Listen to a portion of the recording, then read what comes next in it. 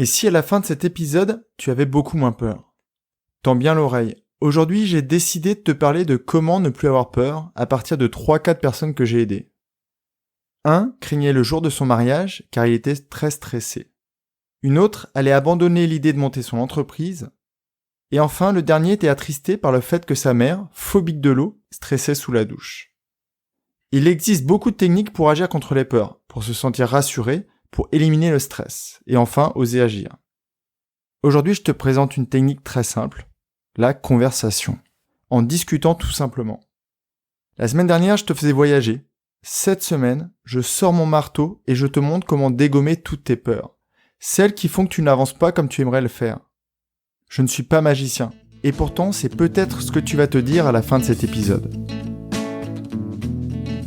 Bienvenue à toi, tu es sur le podcast Dépasse-toi. Je suis Sylvain Viens et je partage avec toi tous les sujets qui m'ont permis et qui te permettront d'atteindre une vie riche, épanouie et pleine de sens. Si tu veux profiter de chaque épisode dès qu'il sort le mardi, je te conseille de t'abonner via ton lecteur de podcast. Et surtout, tu peux le partager aux personnes à qui tu tiens et qui pourraient aussi en bénéficier. Et pour aller encore plus loin avec moi, tu peux te rendre sur mon site sylvainviens.com et t'inscrire à la newsletter. Avant de tout expliquer sur les peurs, je voulais remercier Sourali 2001 qui a libellé son commentaire sur Apple. Fallait que je commente. Je suis fan de tes épisodes, tellement vrai. Ton discours est fluide et percutant. Tes exemples sont bien choisis. Je vois déjà des gens à qui je vais en parler. Merci beaucoup. Merci Sourali pour ton commentaire très punchy et j'espère que les gens à qui tu en as parlé ont aussi profité des épisodes. J'avais dit aussi ne jamais offrir un cadeau pour inciter aux commentaires qui pourrait aider au référencement du podcast. Mais l'un de mes auditeurs m'a permis de détruire une croyance. Donc à la fin du mois de mai, je choisirai un commentaire sur Apple Podcast et je lui offrirai une séance de coaching personnalisée. Et parce que je tiens à être complètement équitable, les commentaires qui ont déjà été postés seront aussi ajoutés dans le chapeau. Et si jamais tu n'as pas de Apple, je t'explique comment faire et pourquoi c'est très important sur la page sylvainviens.com/Apple. Revenons à notre sujet du jour. Qu'est-ce que c'est une peur? C'est une sorte de mécanisme mental qui, comme beaucoup de choses, recherche ta sécurité. Elle te fait ressentir des émotions négatives. Elle te met donc dans une situation d'inconfort qui te fige. J'ai pas envie de te faire un cours de psychologie ou de neurologie sur comment ça marche. Et je pense qu'il y a déjà beaucoup de contenu sur le net et je pense que tu pourras en trouver très facilement. Tout ce que tu dois savoir, c'est qu'elles te bloquent et que souvent elles sont peu conscientes, voire complètement inconscientes. Certaines d'entre elles sont justifiées et rationnelles. Elles ont pour but de protéger ta vie. Ce qui te permet d'éviter de jouer à Colin Maillard en haut d'une falaise, par exemple. Ça va aussi te permettre d'éviter de jouer avec un serpent mortel ou une mygale. Mais aussi d'éviter par exemple de te promener tout seul ou toute seule en pleine nuit dans un quartier très dangereux. Et là on est complètement d'accord, ces peurs-là ne doivent pas être désactivées. Elles ont une utilité très réelle, à savoir ta survie. Donc que tu aies peur de tomber d'une falaise de 200 mètres de haut, c'est normal. Mais que tu transpires à l'idée de monter sur un tabouret, c'est pas normal.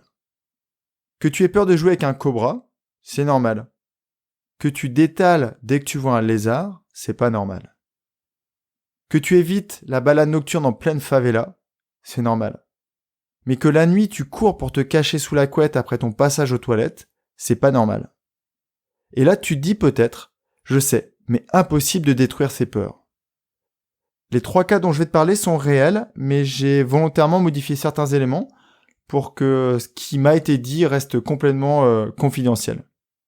Mais c'est possible par la suite qu'à partir de vrais coachings, je fasse des épisodes pour voir en quoi ça consiste et comment tout simplement on peut quelquefois avancer très rapidement. Ces 3 exemples vont me permettre donc de survoler 3 peurs différentes. Alors comme je l'ai dit, il existe une multitude de techniques plus ou moins complexes, visualisation, d'ancrage, de création de ressources. Mais aujourd'hui, je vais te parler de la plus simple, la conversation. Mon premier cas, c'est Lucas. Il avait très envie et très hâte de se marier, mais il avait aussi très peur de cette journée. En fouillant un peu ensemble, on a compris qu'il craignait plus que tout au monde le moment de la danse, le moment où il prendrait la main de sa femme pour ouvrir le bal de noces. Il avait prévu de danser sur Time of My Life de Dirty Dancing. N'aie pas peur, je ne vais pas chanter ce titre. Mais là, on peut quand même se dire que c'est terrible de stresser pour une danse de 5 minutes, alors que son mariage devrait être la plus belle journée de sa vie. Alors, est-ce que cette peur est rationnelle? Est-elle justifiée? Je crois que là, on est tous les deux d'accord, c'est non et non. On va quand même le vérifier, mais je pense que l'on peut déjà la dégommer sans crainte. Voilà comment ça s'est passé. Et je vais te refaire un discours à deux voix, comme j'ai déjà fait dans un précédent épisode. Lui, Lucas. Je suis flippé de danser devant tout le monde. Donc ça, c'était après qu'on ait réussi à arriver jusque-là. Donc moi, vous allez être plusieurs millions à ton mariage? Bah non, juste ma famille et mes proches. Ok, et pourquoi tu ne réussirais pas? Bah parce que je suis nul et que je ne retiens pas la chorégraphie. Et tout le monde connaît les pas. Tout le monde connaît cette chorégraphie. Bah non. D'accord. Donc personne ne pourra s'en rendre compte. Lucas, peut-être, mais quand même. Et là, je commence à rentrer dans le jeu de la conversation pour lui faire comprendre que sa peur n'est pas justifiée. Et en plus, bien sûr, si tu ne réussis pas cette danse, ton mariage est annulé. Bah non, bien sûr que non, n'importe quoi. Ok, donc c'est quoi le risque? Bah que tout le monde se moque de moi. Donc je continue toujours dans mon petit jeu. Donc ils vont le lapider à coups de pierre. Bah non, ils ne feront pas ça. Ah oui, pardon. Ils t'aiment et t'apprécient. Et c'est pour ça qu'ils sont là à cette magnifique journée, pour toi et ta femme, pour ce beau mariage. Exactement.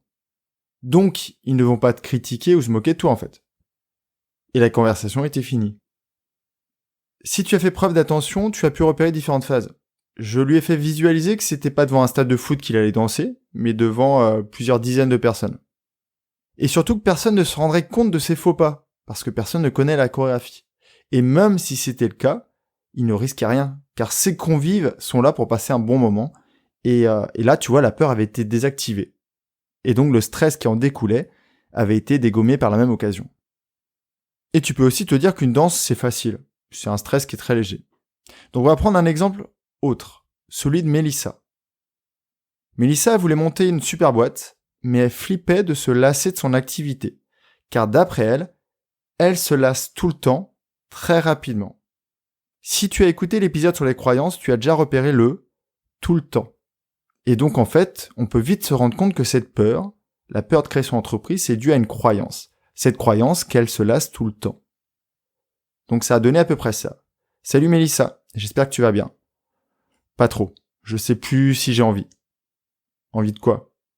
Bah de monter la boîte, c'est le sujet pour lequel on se voit.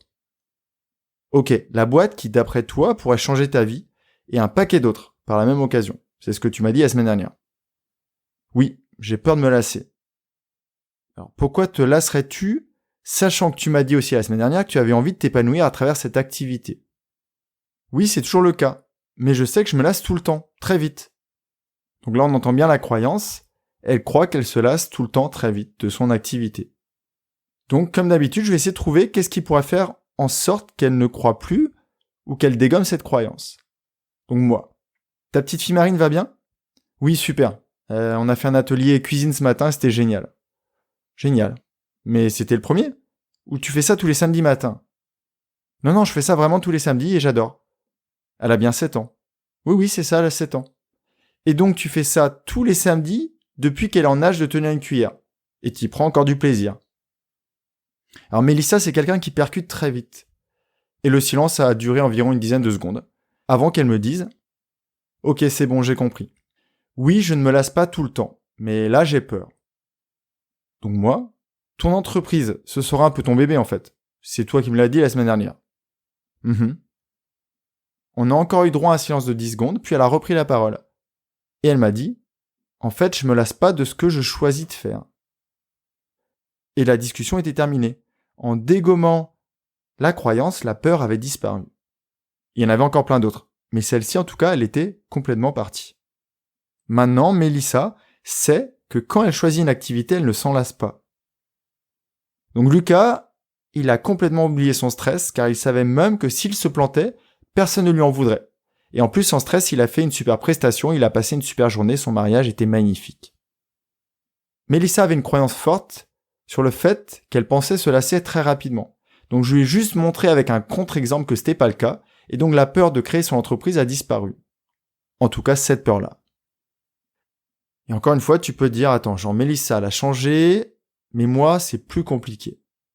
Moi, c'est quasiment une phobie. C'est pas juste une petite trouille de rien. Donc pour te faire plaisir, je vais choisir une phobie. Et là, on s'attaque à une vraie peur. Bernard est triste car sa mère ne va pas bien. Dans un accompagnement, on parle principalement de la personne qui consulte, mais on peut aussi parler des acteurs, parce que ces acteurs font partie de son système, et c'est hyper important pour lui, parce qu'il évolue toute la journée dedans, donc on ne peut pas parler que de lui. Donc ce matin-là, Bernard était hyper triste par une situation qu'il avait rencontrée la veille avec sa maman. Après quelques questions, il me dit que sa mère n'ose même plus se laver les cheveux à cause de sa peur de l'eau. La phobie, c'est une peur plus. On pourrait voir comment la détruire, mais en l'occurrence, je devais juste expliquer à Bernard comment aider sa mère, car ça lui tenait beaucoup à cœur. Donc je vais juste lui demander de jouer le rôle de sa mère. Tu me dis que tu ne prends plus de douche à cause de ta peur de l'eau. Oui, c'est ça. Quand j'étais petite, j'ai failli me noyer et... Ok. Ça, c'est son histoire, on va passer dessus et on va revenir au sujet qui nous intéresse. Est-ce que ça te gêne dans la vie de tous les jours, cette phobie de l'eau ? Non. J'aime pas la plage et le sable, donc c'est pas très grave. Donc c'est juste la douche qui te pose problème. C'est ça. Est-ce que tu as lu le Ouest France d'hier ? Cette histoire dramatique complètement horrible. Non, en fait, je ne lis plus les faits divers du journal depuis qu'on en a parlé dans une séance précédente. Ok, ça c'est top. Donc je te raconte. C'est l'histoire d'une femme. Elle est dans sa douche. Tout se passe hyper bien. L'eau est chaude. Elle se savonne en chantonnant les mots bleus. Elle se lave les cheveux au DOP. Et puis elle passe au rinçage. Et là, c'est la cata. Elle se noie. Et là, j'ai eu droit à un silence d'une petite dizaine de secondes. Lui. Enfin, elle. Elle se noie avec quoi ? Avec l'eau qui sort du pommeau de la douche. Lui ? Tu te moques de moi. Elle risque rien dans sa douche. Ok. C'est toi qui le dis, c'est pas moi. Encore une fois. Quand on est sur une phobie, on va peut-être devoir repasser plusieurs fois sur l'histoire, sur la croyance qui est liée à cette phobie. Mais déjà, le fait de s'en rendre compte, c'est la première étape, et elle est primordiale. Donc encore une fois, je sais que tu es sceptique, et tu peux dire « Arrête Sylvain, c'est bien plus compliqué que ça ». Alors oui et non, ça va dépendre des gens. Et toutes les peurs ne sont pas désactivables, et on a pu même voir que des fois, il ne faut pas les désactiver. Mais il y a aussi plein d'autres manières beaucoup plus efficaces et beaucoup plus... complexe à mettre en place. On aurait pu changer l'intensité de la peur, ancrer un sentiment agréable dessus, ou on aurait pu identifier des ressources déjà existantes chez la personne pour qu'elle dégomme d'elle-même cette peur. En fait, le problème principal, c'est quand on a le nez dans le guidon, on ne pense pas à toutes ces idées, et on laisse pas sa créativité s'exprimer.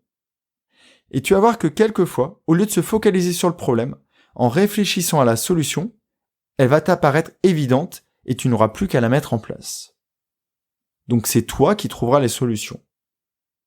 Dans la newsletter de jeudi, je vais t'expliquer comment en 3 minutes, je suis passé du statut d'un homme d'1m92 qui crie à sa conjointe de venir sortir l'araignée de son bureau à la capacité à en caresser une. Une araignée, alors que j'étais arachnophobe depuis je sais même pas quand, depuis tout petit.